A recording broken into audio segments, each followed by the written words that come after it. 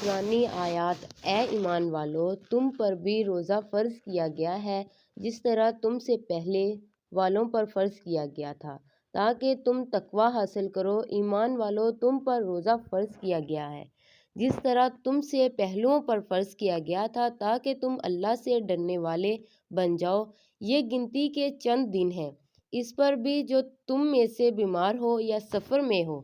تو وہ دوسرے دنوں میں یہ گنتی پوری کر لے، اور جو اس کی اطاعت رکھتے ہوں تو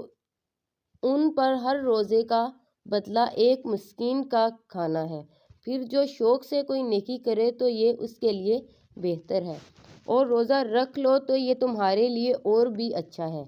اگر تم سمجھ رکھتے ہو۔ رمضان کا مہینہ ہے جس میں قرآن نازل کیا گیا، لوگوں کے لیے رہنما کر بنا اور نہایت واضح دلیلوں کی صورت میں، جو اپنی نوعیت کے لحاظ سے سراسر ہدایت بھی ہے اور حق و باطل کا بھی فیصلہ۔